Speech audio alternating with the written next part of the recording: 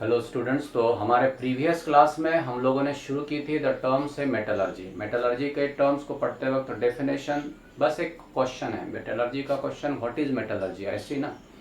उसके बाद मेटलर्जी को पढ़ते हैं आप बोलोगे sir we just required the term that is said to be what is minerals, what is ore, what are gangue, ये सभी टर्म्स आप डेफिनेशन के तौर पे क्लियर करें। फिर लिस्ट बन गई आपकी। जनरली आप बोलोगे सर पूरे मिनरल्स जितने जो जो एलिमेंट के मिलेंगे उसको याद करो, कोई फर्क नहीं पड़ेगी सर मैंने थोड़े ज़्यादा के कर रहा हूँ सर, इसको क्यों पढ़े।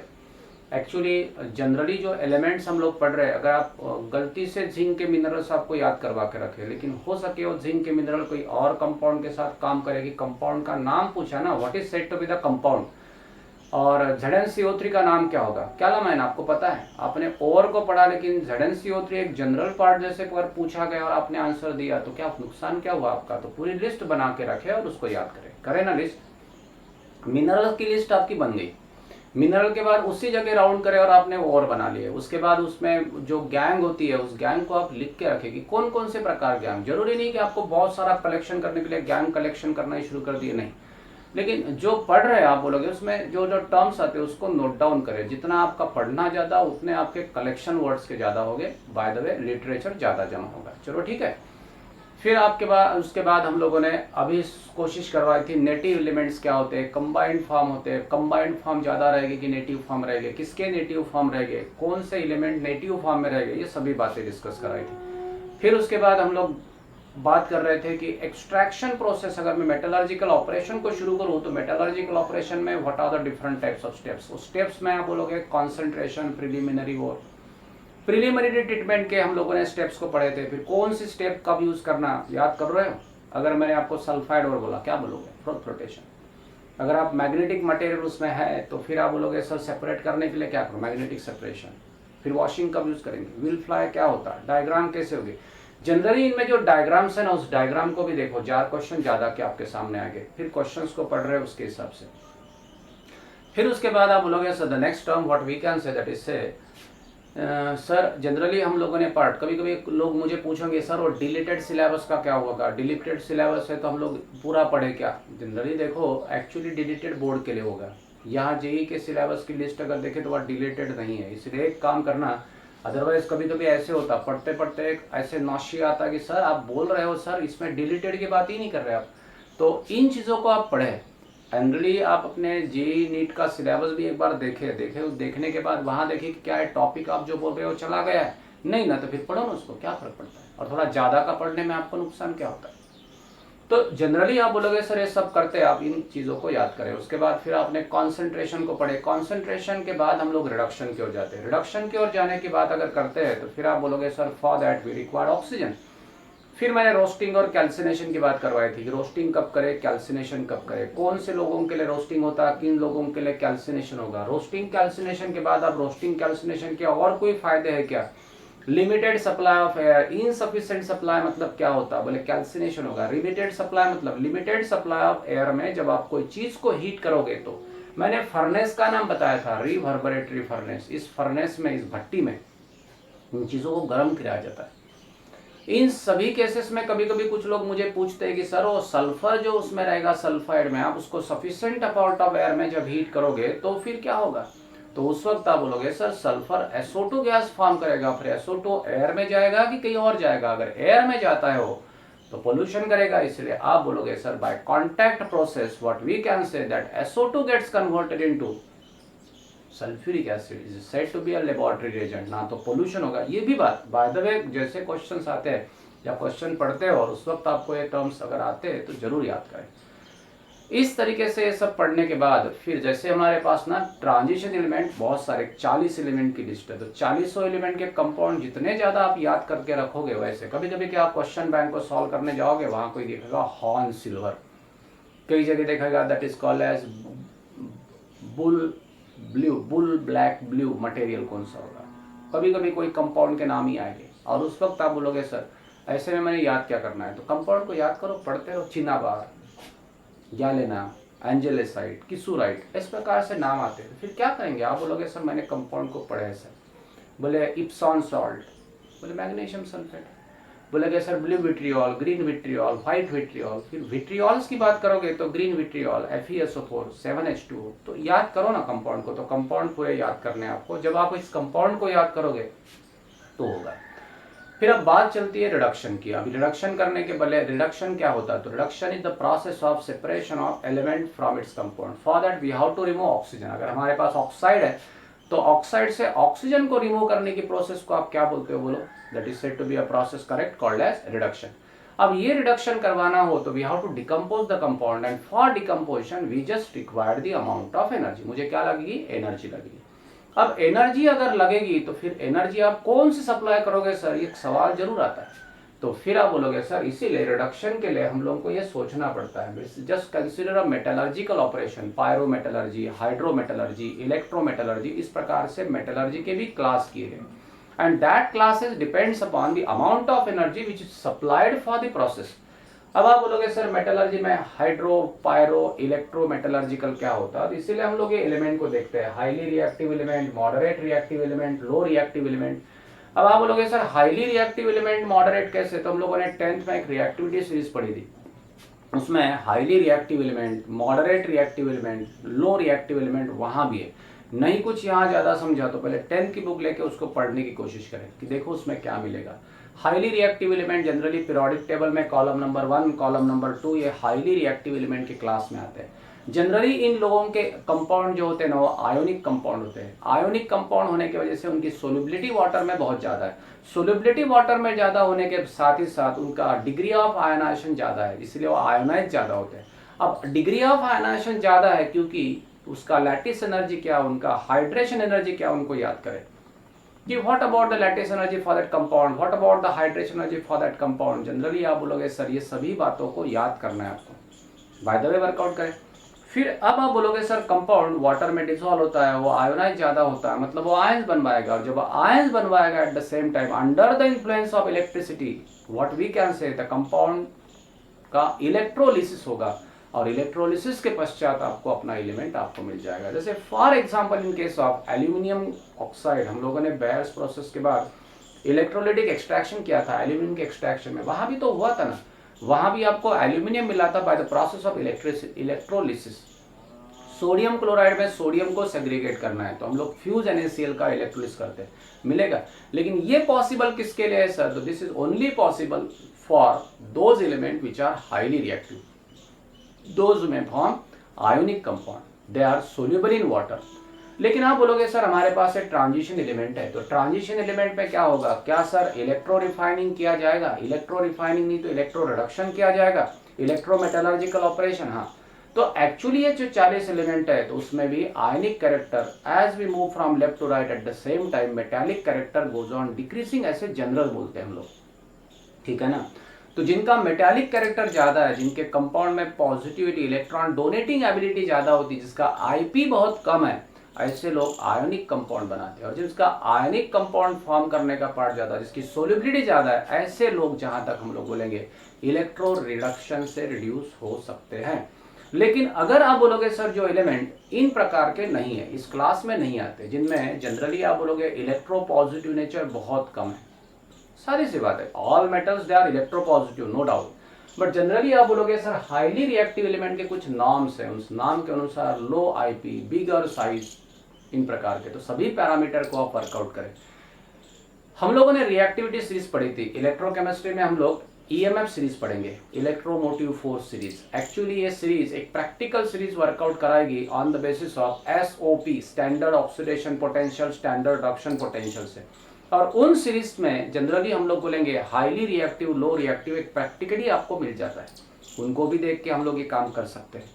तो जनरली जो हाईली रिएक्टिव एलिमेंट है वो आयनिक कंपाउंड बनाएंगे, और वाटर में डिसॉल्व हो गए, डिसॉल्व अगर होते हैं तो आयोनाइज ज्यादा हो गए, उसका डिग्री ऑफ आयोनाइजेशन का वैल्यू बहुत ज्यादा है, और जब डिग्री ऑफ आयोनाइजेशन का वैल्यू बहुत ज्यादा होगा तो इलेक्ट्रो रिडक्शन से रिड्यूस होगा electro metallurgical operation. Moderate reactive element, जैसे हम लोग ट्रांजिशन एलिमेंट पढ़ रहे हैं, तो इस ट्रांजिशन एलिमेंट में ज्यादा तरीके से एलिमेंट मॉडरेट रिएक्टिव है, तो इसके जो कंपाउंड होते हैं वो कंपाउंड जनरली आयोनिक नहीं होते, उसमें आयनिक कैरेक्टर होता है no doubt, but their ionic nature is less, less होने के उसमें solubility of the element in water, water में उसकी सोल्युबिलिटी जो होती है वो स्पेरिंगली सोल्यूबल होते हैं, उसका rate of ionization is less, and due to that electricity generally not use for the process of decomposition. तो फिर क्या यूज करेंगे, उस वक्त हम लोग यूज करेंगे हीट। कौन सी एनर्जी यूज करेंगे रे, heat energy, and that's why that is said to be we generally use furnace for that. उसके लिए क्या लगेगा, फर्नेस लगेगा for the process of that. कुछ डाउट इसमें नहीं है। तो फिर आप बोलोगे मॉडरेट रिएक्टिव एलिमेंट, तो फर्नेस तो मैंने आपको बताया था, फर्नेस के नाम याद करना है आपको, फर्नेस के टाइप्स कौन कौन से होंगे, जैसे मैंने इसके पहले अभी बताया रोस्टिंग करना है मुझे, तो रोस्टिंग कैल्सिनेशन के लिए रिवर्बरेटरी फर्नेस का इस्तेमाल किया। वैसे अभी ब्लास्ट फर्नेस के बारे में हम लोग पढ़ेंगे एक्सट्रैक्शन ऑफ आयरन में, तो ब्लास्ट फर्नेस क्या होती है, कैसे, इसके साथ इलेक्ट्रिक फर्नेस, क्योंकि जनरली ये फर्नेस के नाम को याद करेंगे।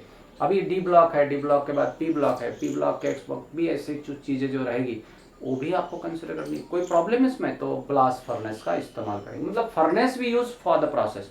जनरली जरूरी नहीं कि ब्लास्ट फर्नेस, जैसे जिंक एक्सट्रैक्शन में हम लोग वर्टिकल रिटार्ड फर्नेस का इस्तेमाल करते हैं, कॉपर के लिए हम लोग बेसमर कन्वर्टर लगता है, रिवर्बरेटरी फर्नेस तो याद करें। जैसे आप बोलोगे सर फास्फोरस का एक्सट्रैक्शन करेंगे तो उस वक्त नॉन मेटल फास्फोरस, उस वक्त हम लोग that is called as electric furnace use करेंगे।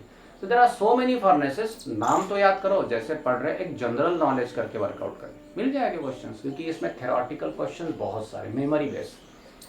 फिर उसके बाद लो रिएक्टिव एलिमेंट अगर होगा, तो लो रिएक्टिव एलिमेंट के लिए हम लोग बात करेंगे that is said to be hydrometallurgical operation, जिसमें डिस्प्लेसमेंट कराया जाएगा। या तो आप बोलोगे sir self oxidation reduction reaction, इस प्रकार का रिएक्शन किया जाता है, फॉर एग्जांपल कॉपर।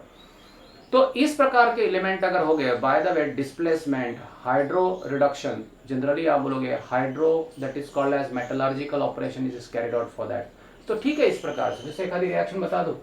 जनरली आप बोलोगे सर कभी थर्मिट प्रोसेस को पढ़ा है ना, थर्मिट, थर्मिट प्रोसेस में क्या होता है, थर्मिट प्रोसेस में अगर आप बोलोगे sir what is that is Fe2O3, अगर आप बोलोगे सर पढ़े ना 10th में, बस वही थर्मिट प्रोसेस यहाँ भी लिखिए। Thermite process the process of isolation of what iron from Fe2O3 when it is treated with aluminium, aluminium के साथ ट्रीट करने के बाद आप बोलोगे sir gets converted into Al2O3 plus Fe, पता है ना, during the process large amount of heat is liberated, इसमें क्या लिबरेट होगी रे, हीट। तो इस प्रोसेस का इस्तेमाल हम लोग किसके लिए करेंगे, जैसे जो आयरन वेल्ड करना है रेलवे ट्रैक को, वो वेल्ड तो नहीं कर सकते, एक बार देखो, because so many problems is created, बराबर है। तो ये टेक्निकल प्रॉब्लम को अवॉइड करने के लिए हम लोग थर्मिट प्रोसेस के जरिए मिला हुआ आयरन हम लोग वहां पे पोर करवाते हैं in a joint, and at the same time what happens, perfect joining is carried out with the help of thermite process. ये एक प्रकार की डिस्प्लेसमेंट रिएक्शन, इसमें आयरन लो रिएक्टिव है, तो एल्यूमिनियम कैसा है उसके तुलना में highly reactive element, and that displacement just carried out here. कोई डाउट है इसमें? तो इस प्रकार से आप इस प्रोसेस को याद करना है। तो लो रिएक्टिव एलिमेंट हो गया। जैसे आप बोलोगे लो रिएक्टिव एलिमेंट्स है, तो उसमें जनरली आप बोलोगे sir what is that is said to be, एक तो हाइड्रो वाली बात रहेगी, डिस्प्लेसमेंट है, जैसे फॉर एग्जांपल पता है ना CuSO4 प्लस Zn, याद तो करें इस प्रोसेस को। आप बोलोगे sir what is that, ZnSO4 plus Cu हो गया डिस्प्लेस, इस डिस्प्लेसमेंट रिएक्शन में। जैसे हमारे पास कॉपर है CuFeS2, इसका नाम सुना होगा, ये कॉपर पायराइट है। इस कॉपर पायराइट से कॉपर को निकालना है तो पहले हम लोग रोस्टिंग करवाते हैं, क्या करेंगे, रोस्टिंग करवाएंगे। रोस्टिंग करवाने के बाद आप बोलोगे Cu2O इज ऑब्टेन्ड, इसमें क्या मिलेगा, Cu2O मिलेगा। एक लंबी प्रोसेस है एक्चुअली, रोस्टिंग करवाएंगे, फिर उसका स्मेल्टिंग करवाएंगे, फिर स्मेल्टिंग के बाद फिर आप बोलोगे सर क्या होगा, उसका बेस्मराइजेशन करेंगे, ऐसे स्टेप्स है। मैं सबसे पहले बता दूं कि जैसे मेरे पास कॉपर पायराइट है, कॉपर का ओर है, इस कॉपर पायराइट का रोस्टिंग किया तो Cu2O मिलेगा। अब वो Cu2O फिर आप बोलोगे sir they may combine with Cu2S which is just present there in a small amount. ये दोनों को हीट करवाए, तो हीट करवाने के बाद आप बोलोगे sir gets converted into what, 6Cu plus SO2। अब आप क्या बोलोगे, सेल्फ ऑक्सीडेशन रिडक्शन रिएक्शन बोलेंगे इसको। इस प्रोसेस में आप बोलोगे सर कॉपर मिलेगा, ये कॉपर भी प्योर नहीं रहेगा, ध्यान रखना, ये कॉपर में कुछ इम्प्योरिटी रहेगी, ब्लिस्टरिंग अपीयरेंस, और ये ब्लिस्टर कॉपर जो आपको मिलता है, ये कॉपर जनरली फिर रिफाइन किया जाता है। तो बातें समझ गए मैं क्या बोल रहा हूँ। तो लो रिएक्टिव के लिए हाइड्रोमेटलर्जिकल, मॉडरेट रिएक्टिव के लिए पायरोमेटलर्जी, इसके लिए इलेक्ट्रोमेटलर्जी। फिर कौन से एलिमेंट लो में आते हैं, हाई में आते हैं, सब याद करें। जितने सारे एलिमेंट्स हमारे पास 40 लोग हैं, उन 40 लोगों में से ज़्यादा तरीके से लोग कैसे हैं, मॉडरेट रिएक्टिव है कि हाई रिएक्टिव में आ गए, तो बोले सर ये मॉडरेट रिएक्टिविटी सीरीज में आ गए। और उस वक्त आप बोलोगे सर उसमें पायरो एक्सट्रैक्शन क्या था। कोई क्वेश्चन है उसको देखो आप। ये सब करने के बाद फिर आप बोलोगे सर यहाँ तक तो मैं आ चुका हूँ सर, एक्सट्रैक्शन हुआ। एक्सट्रैक्शन की बात हम लोग कंसिडर करने के बाद नेक्स्ट टर्म हमारे सामने आता है कि सर दैट इज अब हम लोग करेंगे रिफाइनिंग। क्या करेंगे? रिफाइनिंग की भाषा बोलेंगे। अब रिफाइनिंग की भाषा अगर बोलते हैं तो कोई सवाल मुझे पूछे कि रिफाइनिंग क्यों करें, तो generally as the element gets extracted, element extract करवा दिया, रिडक्शन करवा दिया। कोई मुझे फिर सवाल पूछे सर आपने रिडक्शन तो बता दिया, इलेक्ट्रोमेटलर्जिकल, नॉर्मली आप बोलोगे सर क्या होगा, इलेक्ट्रोमेटलर्जिकल ऑपरेशन में इलेक्ट्रिसिटी से क्या होगा, क्योंकि आपका मेटल आयनाइज होगा, आयनाइज होने के बाद वो डिस्चार्ज होगा और डिस्चार्ज होने के बाद कलेक्ट होगा। सर लो रिएक्टिव में तो समझ गया sir, highly reactive element displace करवाएगा। सर मॉडरेट रिएक्टिव की भाषा बोलता हूं मैं, यहाँ पे आप ब्लास्ट फर्नेस का इस्तेमाल करोगे तो उसमें क्या सप्लाई करोगे? हीट। बस सर हीट सप्लाई करने से आपका कंपाउंड डिकम्पोज होगा क्या? जैसे मैं बोलता हूँ Fe2O3 हेमेटाइट और हमारे पास है, आयरन का ऑक्साइड है, मैंने इसको हीट सप्लाई की सर, तो क्या मैं ऐसे लिख सकता हूँ ट्वाइस Fe प्लस थ्राइस हो? क्या ऐसे लिख सकता हूँ twice Fe2O3 on heating gets converted into 4 Fe plus thrice O2? नहीं, क्योंकि इस प्रोसेस के दौरान जब आप हीट करोगे तो हीट करने के बाद ये कंपाउंड डिकम्पोज हो गया। चलो ठीक है, आप sufficient amount of energy supply to activate the particle and separated out, तो आपने एनर्जी सप्लाई करवा दी, Fe ऑक्सीजन से अलग हो गया। लेकिन फिर ये टेम्परेचर कितने समय तक टेम्परेचर मेंटेन करोगे? अगर वो टेम्परेचर कम होते गया, in turn they combine and reaction shift in the backward direction gets converted to Fe2O3।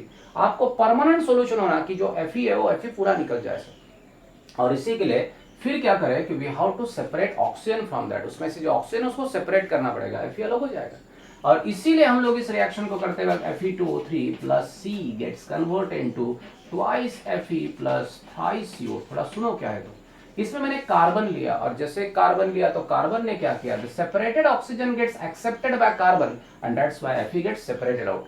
मैं पूछता हूं एक बार देखो, तो कार्बन को क्या बोला जाएगा? This is said to be a reducing agent. कौन सा एजेंट है? रिड्यूसिंग एजेंट है। ये कौन सा एजेंट बोला जाएगा?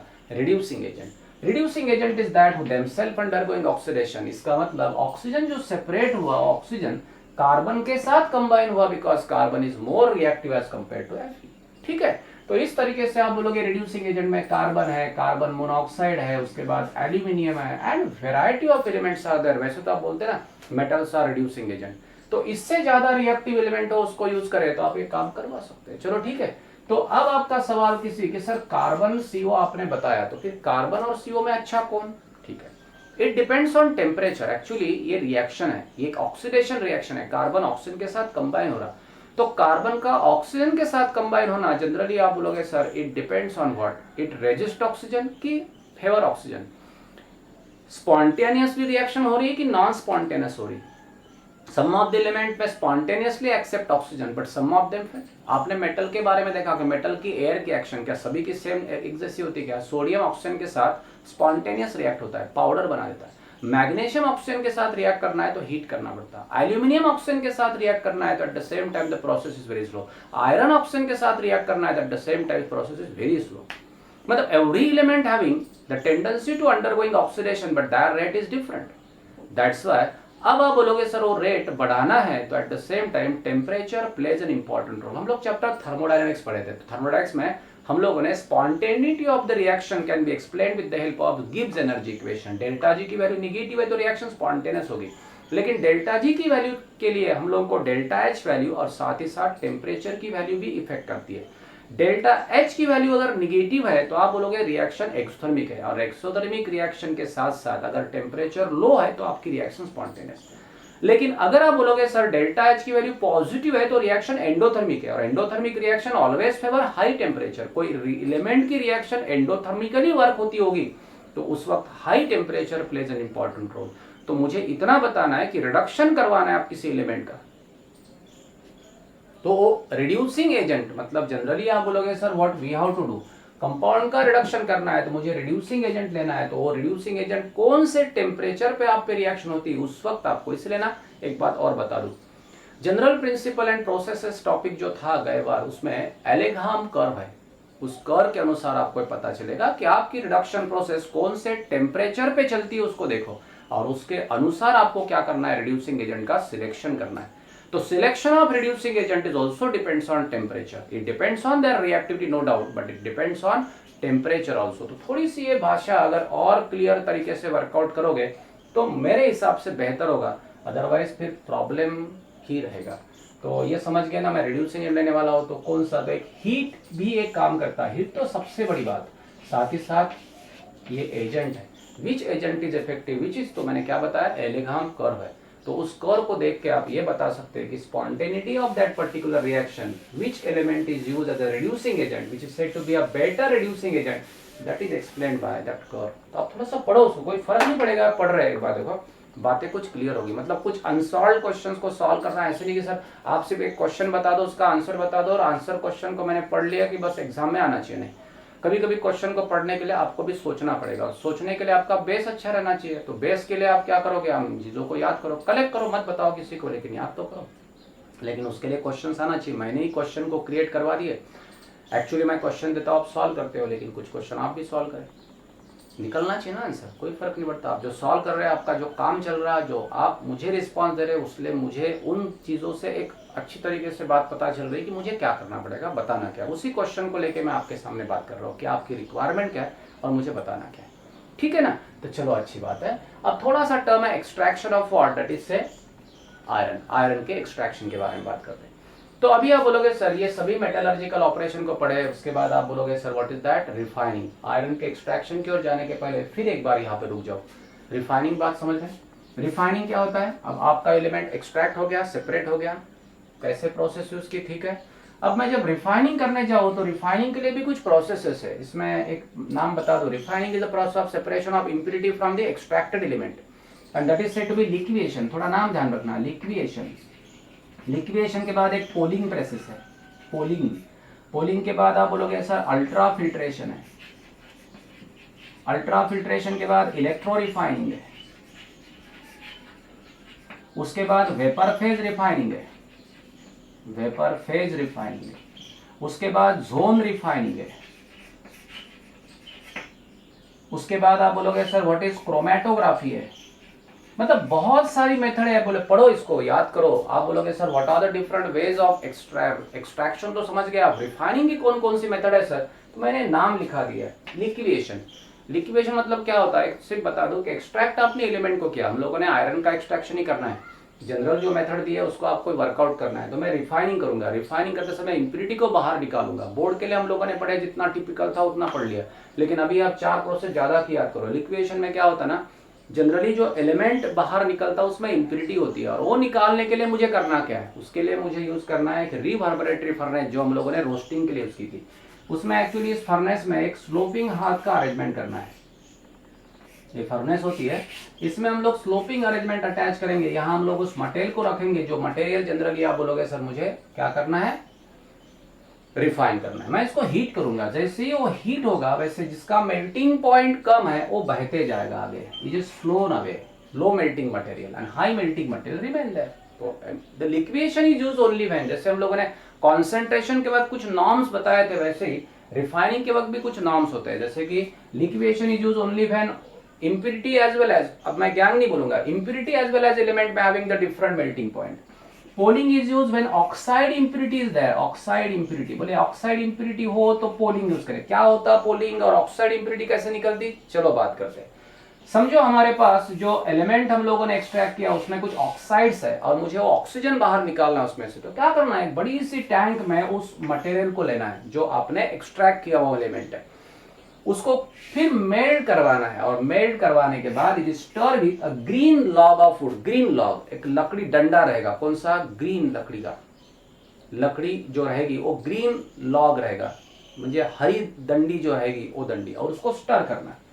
स्टर जब करोगे तो उसमें जो सेलुलोज मैटर इसमें होगा गेट्स कन्वर्टेड इनटू हाइड्रोकार्बन। देखो प्रोसेस ऐसी, एट अ हायर टेम्परेचर, ये मोल्टन मास है, उसमें लकड़ी को घुमा रहे हम लोग, बोले जलेगी नहीं, या सर नहीं जलेगी, तो ये जो मटेरियल सेलुलोज मैटर है वो डिकम्पोज होगा and gets converted into hydrocarbon. Convert किसमें होगा रे, हाइड्रोकार्बन में कन्वर्ट होगा, and that hydrocarbon get combined with oxygen at a working temperature, they gets converted into what, CO2। Convert किसमें होगा, CO2 में, मतलब ये सेलुलोज है, हाइड्रोकार्बन में कन्वर्ट होगा, हाइड्रोकार्बन ऑक्सीडाइज होगा, और वो ऑक्सीडाइज होने के बाद CO2 बनेगा, CO2 गैस बाहर जाएगी, और आपके एलिमेंट के पास जो इंप्योरिटी ऑक्सीजन की थी वो तो चली गई।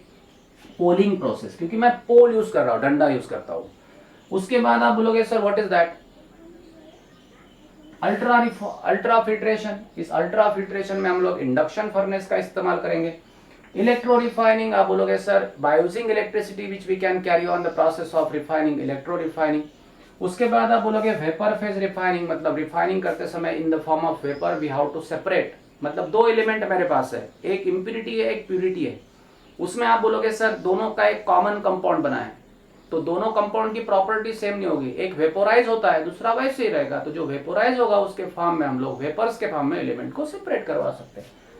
जोन रिफाइनिंग है chromatography. Chromatography is the process of separation of coloured constituent from the mixture, इसलिए अगर उसमें इंप्यूरिटी कलरफुल हो तो फिर ये भी बात यूज करवा सकते हैं, that is said to be what, chromatography. तो chromatography is the method of separation of coloured constituent. इन प्रकार से नाम याद करो, कोई अगर डाउट आपके सामने आ गया तो मुझे जरूर पूछना, लेकिन ये है आपकी रिफाइनिंग, और रिफाइनिंग के जरिए आप इसको सेपरेट करवा सकते हैं। थोड़ी सी एक नजर डालते हैं हमारे एक्सट्रैक्शन ऑफ व्हाट, आयरन पे। अब आयरन के एक्सट्रैक्शन की बात अगर मैं करूं तो फिर आप बोलोगे सर उस वक्त क्या होगा, उसके बारे में अगर हम लोग समझने की कोशिश करते हैं कि सर अगर हम लोग आयरन का एक्सट्रैक्शन अगर करना हो तो उस वक्त क्या करें। उस वक्त आपने Fe है, Fe के ओर्स को याद करो, मिनरल्स को याद करो। बोले ओर्स मिनरल्स तो मेरा हो गया सर, ओर्स मिनरल्स को याद करने के बाद फिर क्या करेंगे, बोले एक काम कर सकते हैं सर हम लोग, उसके बाद आप बोलोगे सर फिर एलिमेंट वगैरह ठीक है कोई आता है पूरा, जो हम लोग बाय द वे बोल ही रहे थे। फिर ब्लास्ट फर्नेस है, तो ब्लास्ट फर्नेस क्या, कितनी हाइट है, कितना मटेरियल, एक बार देखो डेप्थ होगी, कितना उसका घेरा रहेगा, उसके बाद कितने उसके आउटलेट रहेंगे, कौन से आउटलेट से क्या निकलता है, उसको टायर्स अरेंजमेंट क्या होगी, वहां से एयर ब्लास्ट होती है। उसके बाद फर्नेस के जोन कौन से, हम लोग ने zone of refining, zone of reduction, zone of slag formation, zone of क्या बोले कंबशन, सभी जोन को याद करें, उसके हाइट याद करना है। और उसके बाद वहां का टेम्परेचर वर्कआउट करो, टेम्परेचर के बाद वहां की रिएक्शन जो है उसको लिख के देंगे एक बार रिएक्शंस, ठीक है। सभी बार बार वही बातों को रिपीट करने से आप बोलोगे सर उन फर्नेस को आप पूरा कंस्ट्रक्शन ऑफ ब्लास्ट फर्नेस, उसके बाद रिएक्शंस ऑकर इन दैट, फिर what is the meaning flux in that, what is the meaning smelting in that, smelting क्या होता है, the process of removal of slag, removal of gang in the form of slag, उसके लिए क्या डाला जाता है, फ्लक्स। फ्लक्स क्या होता है, फ्लक्स के टाइप क्या होते हैं, बराबर है। गैंग कैसी होती है, किसके फॉर्म में निकलती है, स्लैग। स्लैग कैसी होना चाहिए, फ्यूजिबल स्लैग होती है। स्लैग कैसी रहेगी, यहाँ फ्यूजिबल स्लैग रहेगी, जो फ्यूजन मटेरियल मोल्टन मास में एक बार देखो बाहर निकलेगा। फिर स्लैग कहाँ से निकलती है, आयरन नीचे की, ऊपर से क्यों नहीं निकलेगा।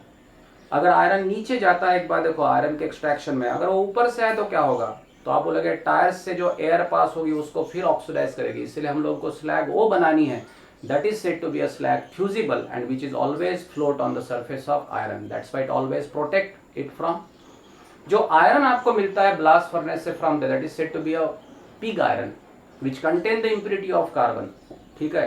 फिर उसके बाद आप बोलोगे सर रॉट आयरन क्या होता है, पिग आयरन क्या होता है, ये सभी टर्म्स को आप एक बार जरूर वर्कआउट करें, पॉइंट आउट करें। बाय द वे उसके बाद कुछ टर्म्स आपके सामने आते हैं, कुछ डाउट्स है, फिर हम लोग एक्सप्लेन करेंगे। तो नेक्स्ट पीरियड में आने के बाद जो कुछ डाउट्स है मुझे बताया, नेक्स्ट पीरियड में एक्सप्लेन करने की कोशिश करेंगे, कोई प्रॉब्लम।